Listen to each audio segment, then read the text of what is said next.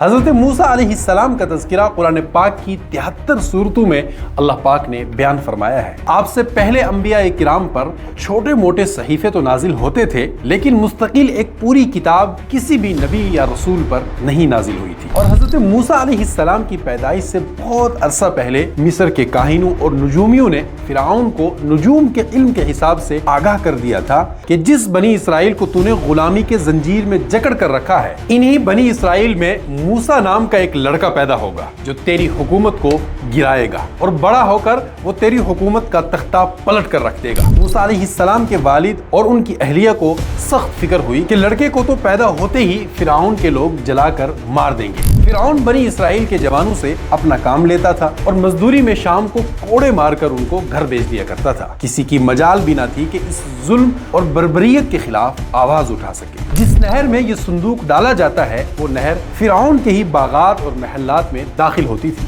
Box جب بہتا بہتا فرعون کے محل کے سامنے پہنچتا ہے تو فرعون کی بیوی حضرت آسیہ نے محل کی دیواروں سے اس باکس کو دیکھ لیا تو فوراً ہی اپنی کنیزوں کو بھیج کر اس باکس کو محل کے اندر منگوا لیا اور فرعون بھی وہاں آ پہنچتا ہے۔ وہ چونکہ ایک ماہر نجومی تھا، فوراً دیکھ کر پہچان گیا کہ ہو نہ ہو یہ وہی بچہ ہے جس کی وجہ سے میرا ملک اور حکومت ختم ہو سکتی ہے۔ یہ خیال آتے ہی فرعون نے بچے کو مارنا چاہا۔ یہاں آتا ہے کہانی میں ایک اور ٹویسٹ، اور کیسے اللہ تعالیٰ اپنے پیغمبر کو اتنے خطرناک ماحول میں بھی زندہ ہو کر ہر بری آنکھ سے بچا کر رکھتے ہیں اور اسے ایک بہت بڑا پیغمبر بناتے ہیں۔ یہ سچا واقعہ ہم سب کے رونگٹے کھڑے کر سکتا ہے۔ حضرت موسیٰ علیہ السلام بنی اسرائیل کے بڑے نبی اور رسول گزرے ہیں۔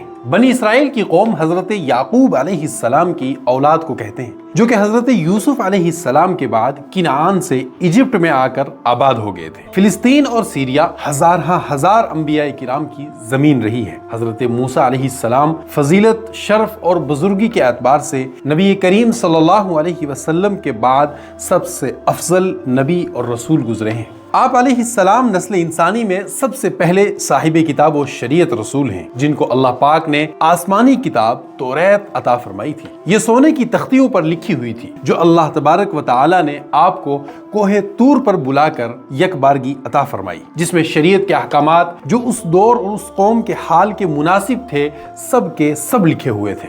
حضرت موسیٰ علیہ السلام انتہائی وجیح، حسین و جمیل، صاحب رعب و دبدبہ اور جلالی نبی گزرے ہیں۔ قرآن پاک میں اللہ پاک نے آپ کا اور آپ کی قوم بنی اسرائیل کا تذکرہ بہت ہی کثرت سے تفصیل سے بیان فرمایا ہے۔ اللہ تعالیٰ کا ارشاد ہے کہ ہم نے بنی اسرائیل کی قوم کا تذکرہ بڑی کثرت سے بیان کیا ہے۔ امت محمدیہ سے پہلے بنی اسرائیل یعنی یہودی ہی انسانوں کی قیادت اور سیادت کے منصب اعلیٰ پر فائز تھے۔ اس قوم پر اللہ تعالیٰ نے بے شمار انعامات فرمائے۔ 70,000 انبیاء کرام اسی امت میں مبعوث ہوئے جو وقتاً فوقتاً اللہ تعالیٰ کے بندوں کو اللہ کی طرف بلانے کا کام انجام دیتے رہے اور قوم کو اللہ سے ڈراتے رہے۔ حضرت موسیٰ علیہ السلام کا تذکرہ قرآن پاک کی 73 سورتوں میں اللہ پاک نے بیان فرمایا ہے۔ آپ سے پہلے انبیاء کرام پر چھوٹے موٹے صحیفے تو نازل ہوتے تھے، لیکن مستقل ایک پوری کتاب کسی بھی نبی یا رسول پر نہیں نازل ہوئی تھی۔ تو اس طرح سے آپ پہلے صاحب کتاب اور صاحب شریعت نبی اور رسول گزرے ہیں۔ تورات کے نزول سے پہلے آپ پر بھی چند ایک صحائف نازل ہوئے تھے جن میں نصیحت کی باتیں اور عبرت کے مضامین تھے۔ چنانچہ قرآن پاک میں بھی ان کا ذکر آیا ہے کہ یہ مضامین عبرت، حکمتوں اور تقوی سے بھرے ہوئے ہیں۔ حضرت موسیٰ علیہ السلام کا شجرہ نسب کچھ اس طرح سے ہے: موسیٰ بن عمران بن فائز بن لاب بن یعقوب بن ابراہیم علیہ السلام۔ آپ کے اور حضرت یعقوب علیہ السلام کے درمیان زیادہ ڈسٹینس نہیں ہے، لیکن چونکہ اولاد یعقوب جو کہ بہت کثرت سے پھیلی، چند ہی صدیوں میں یہ لاکھوں کی تعداد کراس کر گئی۔ اس دور کے آباد اور ویل اسٹیبلشڈ دنیا کا مرکز چونکہ فلسطین اور سیریا اور ایجپٹ وغیرہ ہی تھا، چنانچہ بنی اسرائیل اسی خطے میں آباد ہوئے، پھیلے اور بڑھے۔ یہ چونکہ نبیوں کی اولاد تھے، اللہ پاک نے زمین کی خلافت بھی اسی قوم کو عطا کر رکھی تھی، لہذا اس قوم کو بڑی عزت اور بزرگی کی نگاہ سے دیکھا جاتا تھا۔ اس دور میں چونکہ زیادہ تر مشرقی اقوام بدھ مت، جین، ہندو مت اور بت پرست تھے، مغربی دنیا، یورپ، افریقہ وغیرہ बशमूल इजिप्ट। मिस्र, जिसको हम आज इजिप्ट कहते हैं, ये उस दौर में भी पूरी दुनिया में जबरदस्त तरक्की याफ्ता और इस्टेब्लिश्ड इलाका था, जिस पर फिरौन मिस्र का एक काफिर बुत परस्त खानदान हुकूमत करता चला आ रहा था। बनी इसराइल चूंकि नबियों की औलाद और मुवाहिद कौम थी, जो कि एक खुदा की इबादत करने वाले समझे जाते थे, चुनांचे इजिप्ट में फिरौन मिस्र ने उनको अपना गुलाम बना लिया और एक लंबे पीरियड तक उन पर जुल्म सितम जारी रखा। फिरौन उस वक्त के मिस्री हुक्मरानों का एक लक़ब हुआ करता था, जैसे फारस के बादशाह को किसरा, शाम के बादशाह को कैसर, हबश के बादशाह को नजाशी कहा जाता था। इसी तरह फिरौन मिस्र के बादशाहों का लक़ब चला आ रहा था।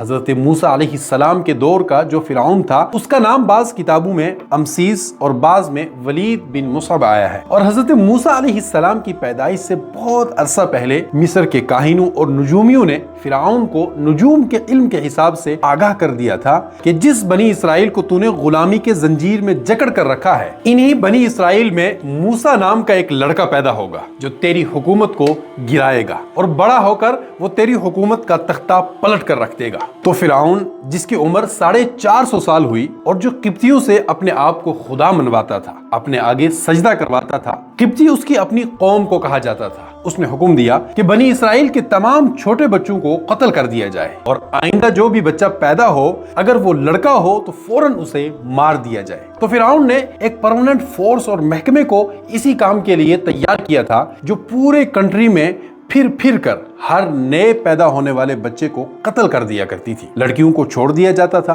इसका तज़किरा कुरान पाक में भी है कि वो लोग यानी फिरौनी बनी इसराइल के लड़कों को तो कत्ल कर देते थे और बनी इसराइल की लड़कियों को जिंदा छोड़ देते थे। चुनांचे सिर्फ 10 साल के छोटे से अरसे में 1.5 लाख से भी ज्यादा लड़के कत्ल कर दिए गए। यहाँ तक कि किप्तियों ने फिरौन को राय दी कि इस तरह से अगर बनी इसराइली कत्ल होते रहे तो हमारी नौकरी और ज़िराअत का काम कौन करेगा। तो फिरौन ने दोबारा एक ऑर्डिनेंस जारी किया। अब अगली प्लानिंग ये रहेगी कि 1 साल को तो बच्चे कत्ल कर दिए जाएंगे, लेकिन दूसरे साल में बच्चे छोड़ दिए जाएंगे जो बड़े होकर फिरौनियों की नौकरी कर सकेंगे। फिरौन बनी इसराइल के जवानों से अपना काम लेता था और मजदूरी में शाम को कोड़े मारकर उनको घर भेज दिया करता था। किसी की मजाल भी ना थी कि इस जुल्म और बर्बरियत के खिलाफ आवाज उठा सके। इस जालिम काफिर बादशाह ने सारे बनी इसराइलियों को गुलाम बना कर रखा था। औरतों को कनीज और बांदियों के तौर पर ये फिरौनी और उसके तमाम दरबारी इस्तेमाल करते थे और इस जुल्म फसाद के खिलाफ अगर कोई शख्स बनी इसराइल की तरफ से आवाज बुलंद भी करता,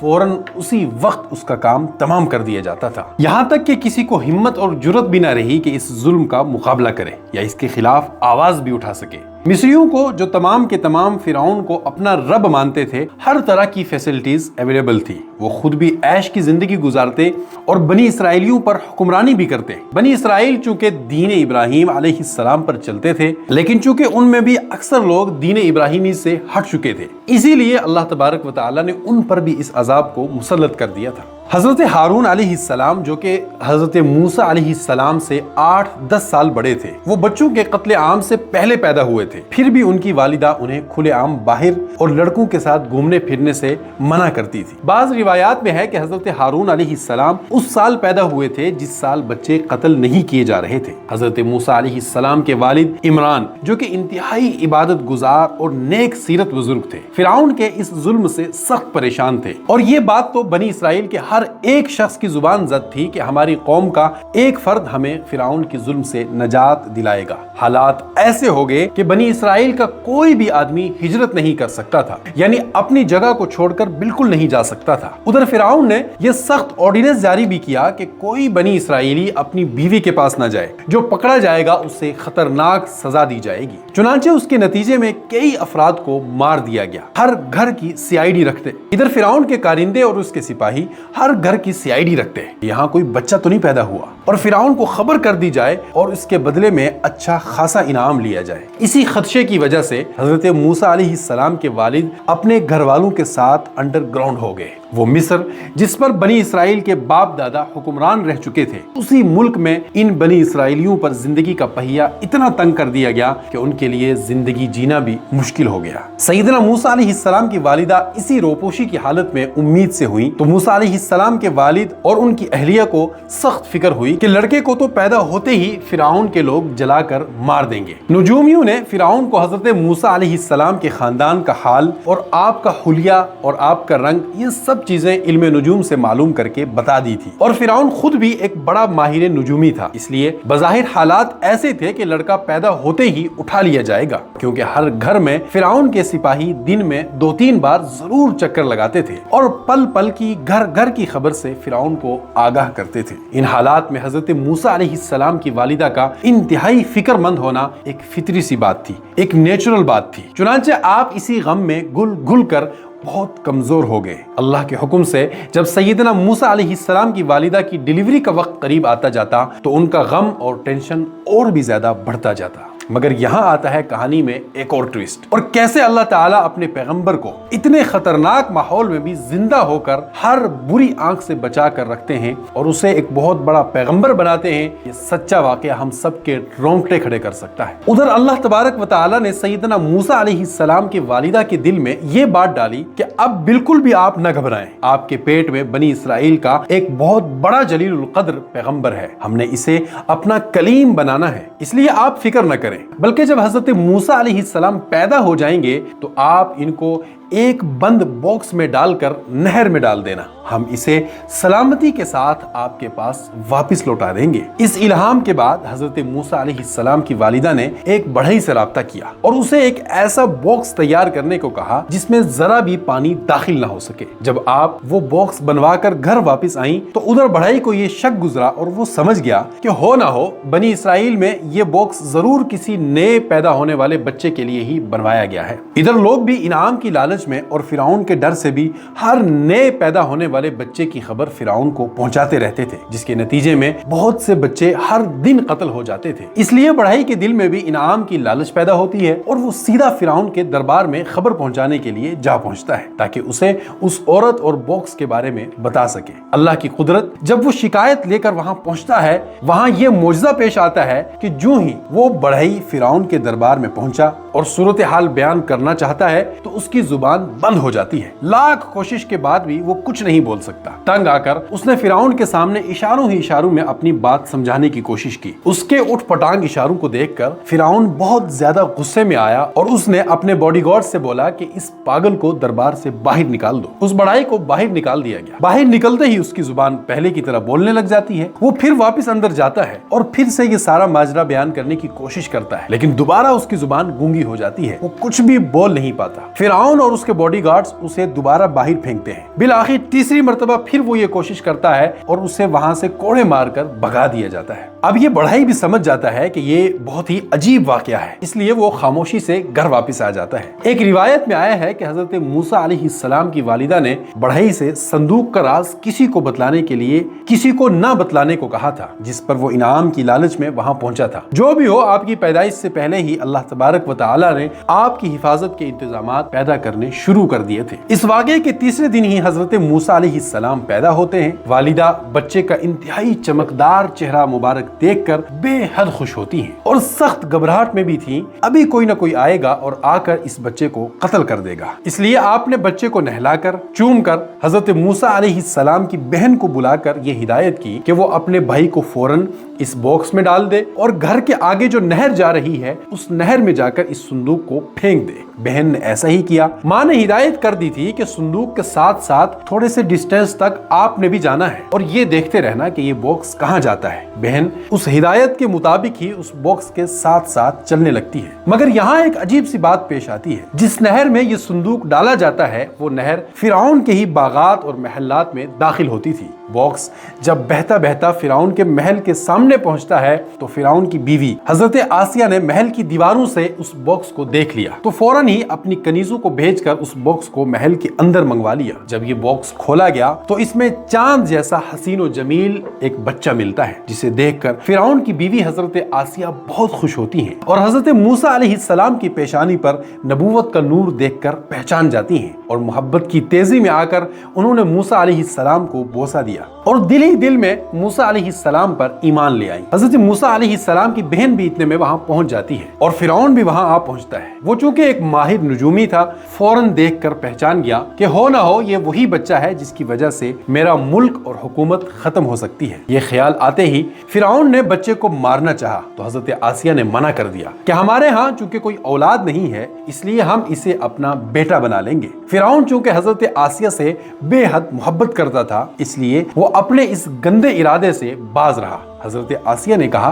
कि इसे न मारो, ये हमारी आंखों की ठंडक है और ये हमारी आंखों की राहत बनेगा और तुम्हारा वारिस और जानशीन होगा। फिरौन बोला कि ये तो तेरी आंखों की ठंडक हो सकता है लेकिन मेरी आंखों के लिए बिल्कुल भी ये ठंडक नहीं है, बल्कि मुझे तो इससे सख्त नफरत है। इसको देखकर तो मेरी आंखों में चुभन होने लगती है। मुफस्सिरीन ने लिखा है कि अगर वो उस वक्त भी ये कह देता कि ये मेरी भी आंखों की ठंडक है तो उसकी बादशाहत बच जाती। अब महल में ये फिक्र सबको होती है कि बच्चा किसी भी औरत का दूध नहीं पीता। बहुत सी औरतें लाई गई लेकिन ये बच्चा किसी का भी दूध नहीं पकड़ता था। हजरत आसिया भी परेशान हो गई कि बच्चा तो बहुत खूबसूरत है लेकिन दूध नहीं पी रहा है। हजरत मूसा अलैहिस्सलाम की बहन एक कोने में बैठकर ये सारा किस्सा देख रही थी। दौड़कर घर आ गई और वालिदा को सारा किस्सा सुनाया। वालिदा हजरत मूसा अलैहिस्सलाम के सही सलामत बच जाने पर तो मुतमईन थी लेकिन परेशान इसलिए भी हुई कि अगर बच्चे ने किसी का दूध नहीं पकड़ा तो फिर क्या होगा। इसलिए बेटी को ये कहलाकर दोबारा वापस भेजा कि जाकर फिरौन से कहो कि वो एक ऐसी औरत का पता बतलाएगी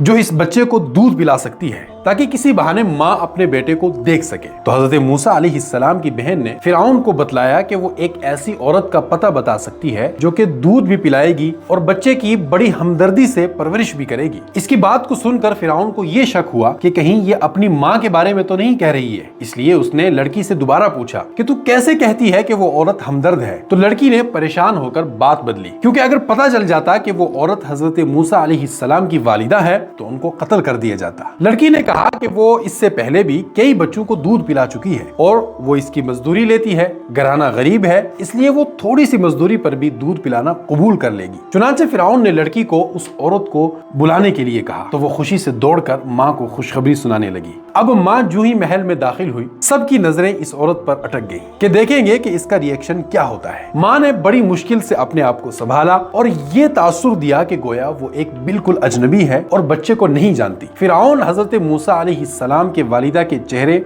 और एक्सप्रेशंस और रंग को पढ़ रहा था कि अगर बच्चा इसी का हुआ तो ये देखते ही चिमट जाएगी या कम से कम चेहरे से खुशी और मसरत का इजहार करने लगेगी। कुरान पाक ने इस मौके का तकरीबन सारा नक्शा खींचा है। सूरह क़सस में है, अल्लाह ताला फरमाते हैं कि करीब था कि मूसा अलैहिस्सलाम की वालिदा मोहब्बत और माँ की ममता से बच्चे की तरफ दिल से माइल होकर चेहरे से और अपनी एक्टिविटी से उसका इजहार कर बैठती। हमने उनके दिल से फौरन ये सारा जज्बा ही निकाल लिया। माँ के बच्चे के लिए जो इमोशंस होते हैं उनको एकदम से मूसा अलैहिस्सलाम की वालिदा से खत्म कर दिया गया ताकि वो जरा भी बच्चे की तरफ माइल ना हो सके, क्योंकि उस सूरत में फिरौन पहचान लेगा और उन्हें कत्ल कर देगा। हजरत मूसा अलैहिस्सलाम की वालिदा ने सख्त बेरुखी और इग्नोर करते हुए बच्चे को अपनी गोद में लिया ताकि किसी को ये फील ना हो कि ये बच्चा इन्हीं का है। बच्चे ने फौरन उनका दूध पकड़ लिया और मजे से दूध पीने लगा, जिससे हजरत आसिया की परेशानी दूर हो गई। अब हजरत मूसा अलैहिस्सलाम की वालिदा के हवाले बच्चा कर दिया गया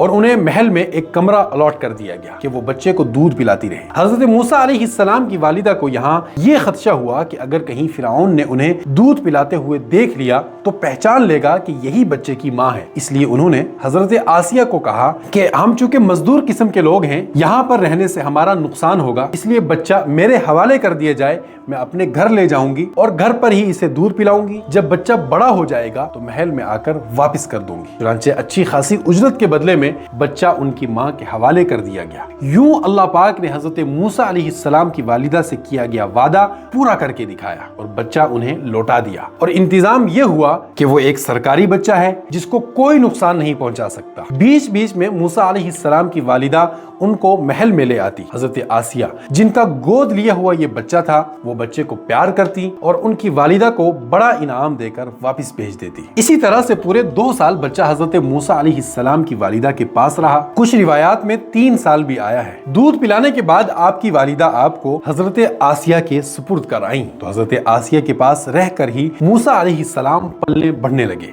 एक दिन ऐसा हुआ कि फिरौन हजरत मूसा अलैहिस्सलाम को प्यार करने के लिए झुका। हजरत मूसा अलैहिस्सलाम ने फौरन एक थप्पड़ फिरौन के चेहरे पर जड़ दिया। फिरौन गुस्से से लाल पीला हो गया اور بچے کو مارنے کے لیے لپکا۔ حضرت آسیہ نے روکا کہ چھوٹا بچہ ہے، اس نے کون سا جان بوجھ کر کیا ہے؟ فرعون نے کہا کہ نہیں، یہ اس نے جان بوجھ کر مارا ہے، اس لیے اب اسے قتل کیا جائے گا۔ لیکن یہ بات کنفرم بھی نہیں تھی کہ اس نے جان بوجھ کر مارا تھا۔ تو یہ طے پایا کہ ایک بڑی پلیٹ کے اندر ایک طرف انگارے رکھے جائیں گے اور ایک طرف ڈائمنڈز رکھے جائیں گے۔ اگر اس بچے نے ڈائمنڈز کی طرف ہاتھ بڑھایا تو اس کو قتل کر دیا جائے گا، کیونکہ یہ سمجھدار ہے اور اس نے جان بوجھ کر تھپڑ مارا ہے۔ اور اگر اس بچے نے انگارے پر ہاتھ رکھا تو اسے بخش دیا جائے گا۔ حضرت موسیٰ علیہ السلام نے جب انگارے اور ڈائمنڈز ایک پلیٹ میں رکھے دیکھے تو آپ نے چمکتے ہوئے ڈائمنڈز کو ہاتھ لگانا چاہا، مگر فوراً حضرت جبرائیل علیہ السلام نے ہاتھ کو ڈائمنڈز کے اوپر سے ہٹا کر انگارے پر رکھ دیا، جس پر آپ نے ایک انگارہ اٹھا کر منہ میں ڈال دیا، جس کی وجہ سے آپ کی زبان تھوڑی سی جل بھی گئی اور آپ کی زبان میں تھوڑی سی لکنت بھی پیدا ہو گئی۔ اس پر حضرت آسیہ نے فرعون سے کہا کہ دیکھو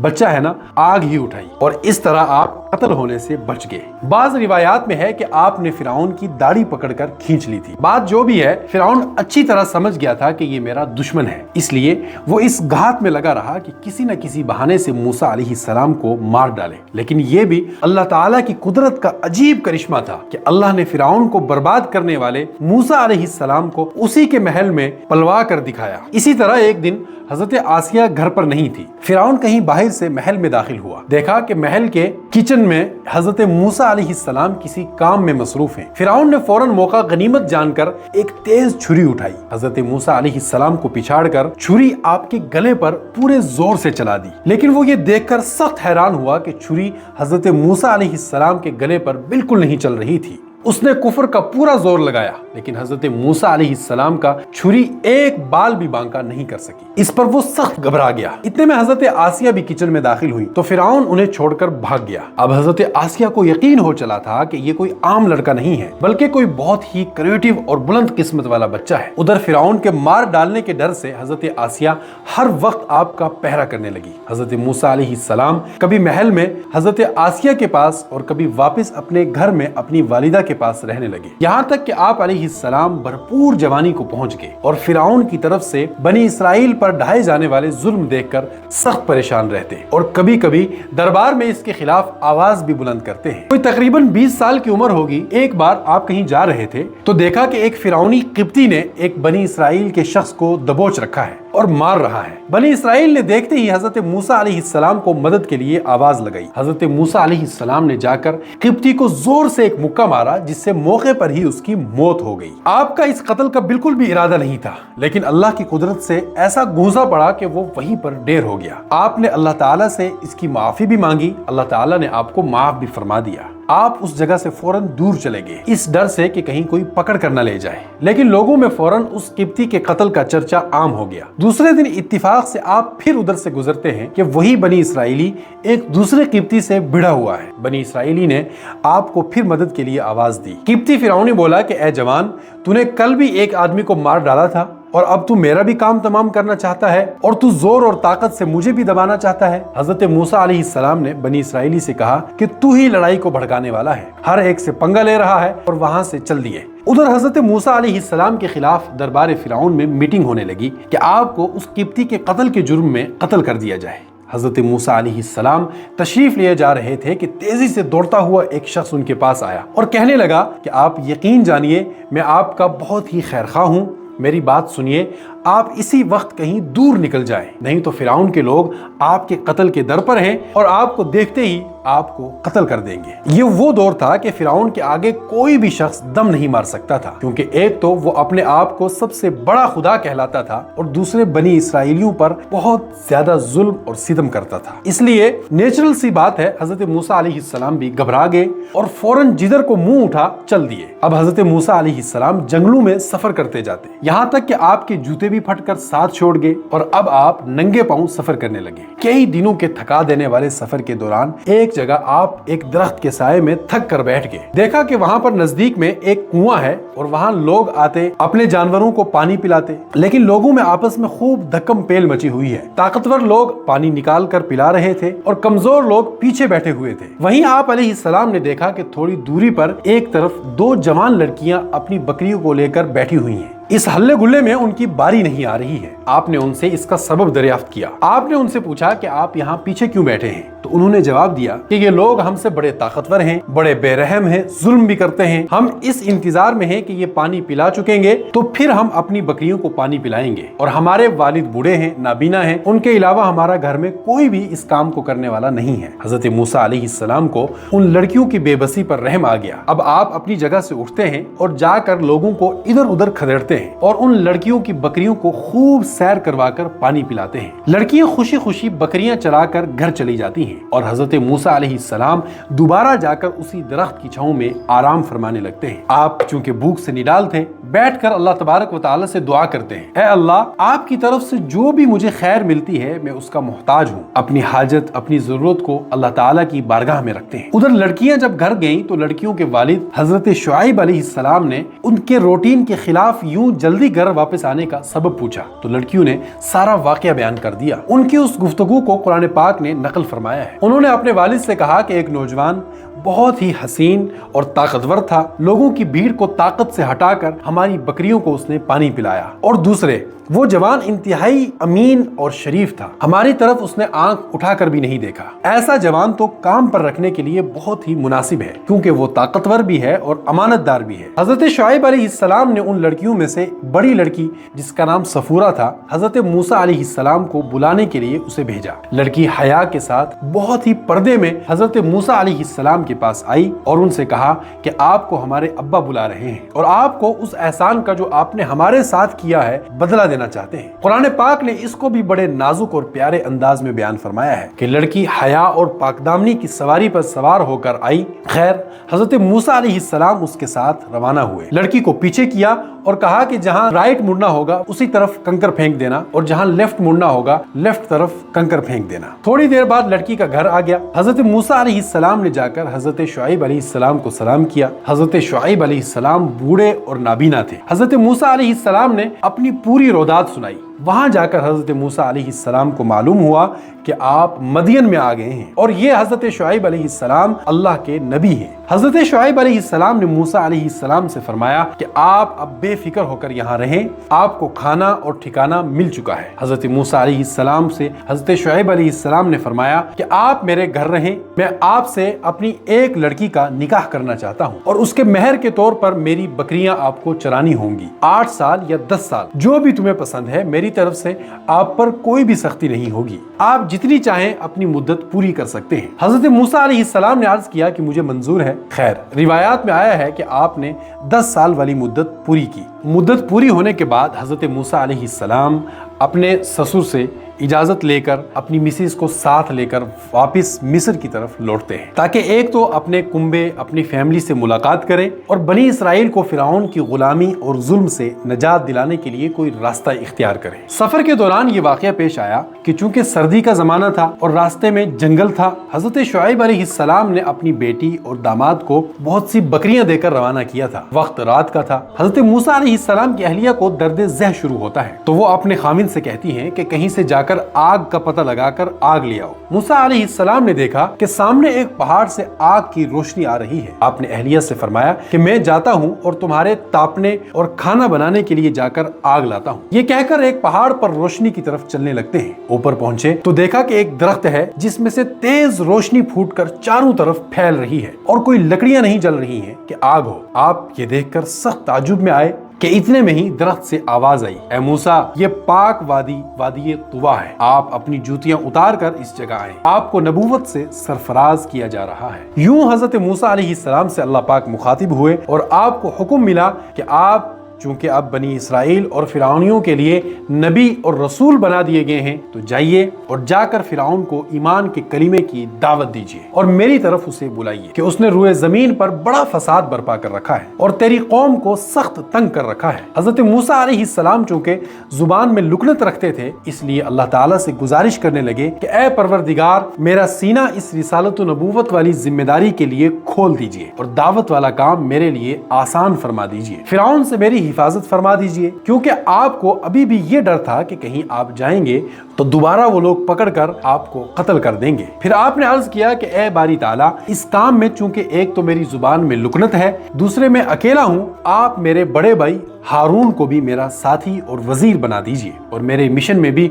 उनको शरीक कर दीजिए। तो अल्लाह पाक ने हजरत हारून अलैहिस्सलाम को भी नबी बनाकर अब हुक्म दिया कि अब जाकर फिरौन को दावत दें कि वो सख्त अकड़ गया है और हारून को भी अपने साथ ले लें। हजरत मूसा अलैहिस्सलाम अल्लाह पाक से बात करने का शर्फ हासिल करके और तेज नूरानी रोशनी की मिठास पाकर बेपनाह लुत्फ अंदोज हुए और वही का बोझ उठाकर बहुत घबराहट महसूस कर रहे थे। अल्लाह पाक ने फरमाया कि मूसा घबराए नहीं, तुम्हारी मुकम्मल हिफाजत की जाएगी। अब अल्लाह पाक ने आपको दो बड़े बड़े मोजज़े अता फरमाए जो कि आपको दावत के काम में आगे चलकर काम आने वाले थे और तौहीद इलाही के लिए बुरहान और दलील थे। अल्लाह पाक ने आपसे पूछा कि ऐ मूसा तेरे हाथ में ये क्या है? मूसा अलैहिस्सलाम चूंकि मदियन में चरवाहे रहे थे इसलिए एक बड़ा सा डंडा बकरियों को हाँकने और दरख्तों से पत्ते झाड़ने के लिए हाथ में हमेशा रहता था। मूसा अलैहिस्सलाम ने अर्ज किया कि ऐ बारी ताला ये मेरा डंडा है, इससे मैं बकरियों के लिए पत्ते झाड़कर उन्हें खिलाता हूँ और कभी कभी इस पर मैं टेक लगाकर खड़ा हो जाता हूँ और इससे मेरे और भी बहुत से काम निकलते हैं। अल्लाह ताला ने तो पूछा था कि मूसा ये तेरे हाथ में क्या है?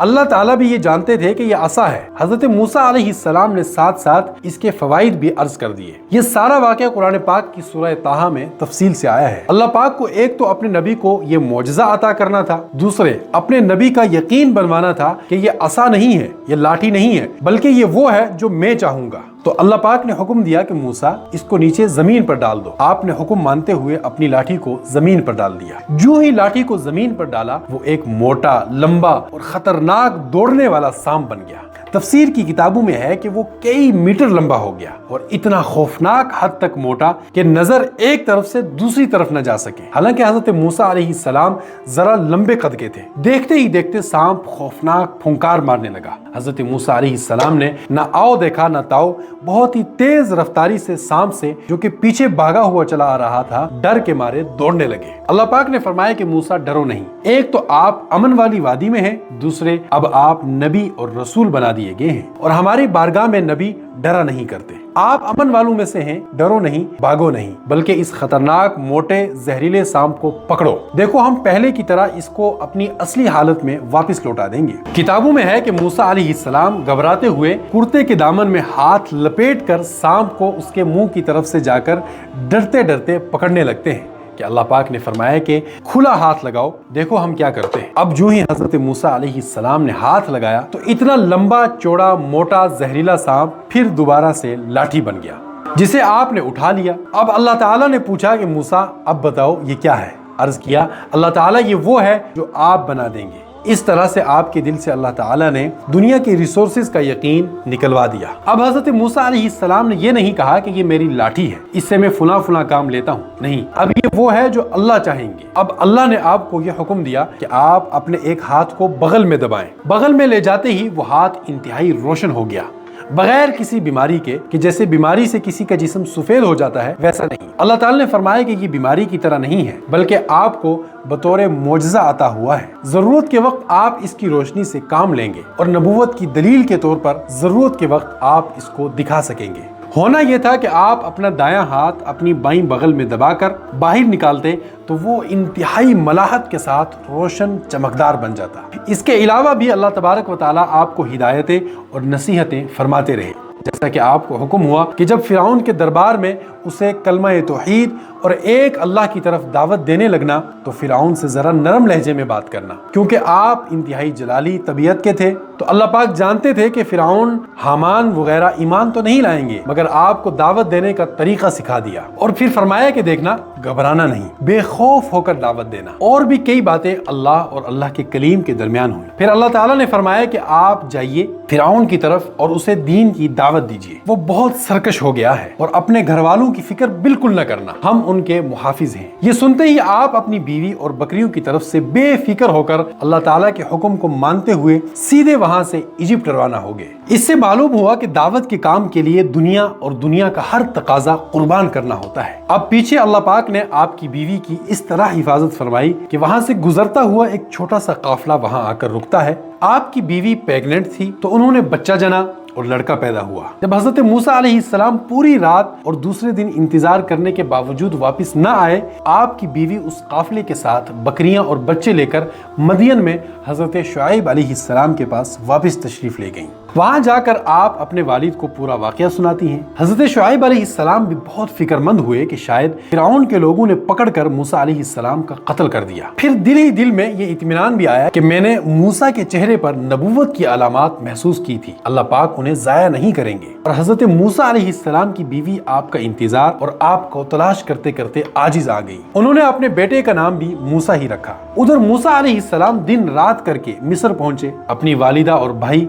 हजरत हारून अलैहिस्सलाम से मिले और उन्हें नबूवत और रिसालत मिल जाने की पूरी खबर सुनाई और अल्लाह का हुक्म भी सुनाया कि आपको अल्लाह ताला ने नबूवत से सरफराज फरमाया है और मेरा इस दावत के काम में मुशीर और वजीर बना दिया है। तो दूसरे दिन आपके साथ हजरत हारून अलैहिस्सलाम फिरौन के दरबार में पूरे कॉन्फिडेंस और यकीन के साथ तशरीफ ले जाते हैं और उससे बताया कि अल्लाह ताला ने मुझे नबी बनाकर तेरी तरफ भेजा है और तेरी कौम की तरफ भी, इसलिए मैं तुम्हें अल्लाह की तरफ यानी ईमान कबूल करने की तरफ बुलाता हूँ। कलमा पढ़िए, ला इलाहा इल्लल्लाहु मूसा कलीमुल्लाह, वरना अल्लाह ताला तुझे और तेरी कौम को सख्त तरीन अजाब देगा, इसलिए ईमान ले आओ और बनी इसराइल को सताना छोड़ दो। आपका लहजा पुरवकार और जलाली था। फिरौन ये सुनते ही घबरा गया। रिवायात में आता है कि फिरौन 40 दिन के बाद वॉशरूम जाता था। वो खबीस ईमान की दावत सुनकर ऐसा घबराया कि उसके बाद एक दिन में कभी कभी 40 बार भी वॉशरूम जाता था और बार बार चक्कर लगाता रहता। उसे इतने लूज मोशन लगे कि कई दिन तक वो नहीं हटे। हजरत मूसा अलैहिस्सलाम अपनी कौम की इस्टेब्लिशमेंट में लग गए और आपका अब ये मामूल हो गया कि तकरीबन हर दिन फिरौन के दरबार में हजरत हारून अलैहिस्सलाम के साथ तशरीफ ले जाते और फिरौन और उसके दरबारियों को कौम को हिदायत देते हैं, कलमे की दावत देते हैं, जन्नत जहन्नुम समझाते हैं। लेकिन वो खबीस जिद पर अड़ गया। कहता है कि तू मेरी गुलाम कौम का एक फर्द है, मुझे क्या डराता है, रोज एक रब की तरफ बुलाता है, मैं तो खुद बहुत बड़ा खुदा हूँ। लेकिन हजरत मूसा अलैहिस्सलाम ने शिद्दत के साथ अल्लाह ताला की वही की गाइडेंस में दावत इस्लाम और तौहीद का काम जारी रखा और फिरौन और उसकी कौम को अल्लाह की तरफ बुलाते रहे, अजाब इलाही से डराते रहे। लेकिन फिरौन ने इनकार और हठधर्मी पर कमर बांध ली। बनी इसराइल पर जुल्म और सितम का सिलसिला पहले से भी ज्यादा तेज कर दिया। हजरत मूसा अलैहिस्सलाम बनी इसराइल पर होने वाले जुल्म और सितम से सख्त कुड़ते थे और कौम को तसल्ली देते कि सब्र रखे, बहुत जल्दी अल्लाह ताला फिरौन और उसकी कौम को अजाब में मुब्तला करेगा और उसे इबरतनाक अंजाम तक पहुंचाएगा। लेकिन वो कौम जो सदियों से फिरौन के जुल्म और जबर के शिकंजे में कसी हुई थी, फिरौन और उसके कारिंदों की तरफ से पहुंचने वाली तकालीफ का अब इससे ज्यादा और तहम्मुल नहीं कर पा रही थी। उधर हजरत मूसा अलैहिस्सलाम भी फिरौन को कंटिन्यू डरा रहे थे और दावत के काम की तरफ सख्ती से बुला रहे थे। इससे आगे का वाक़या इंशाअल्लाह अगले पार्ट में जरूर सुनाया जाएगा।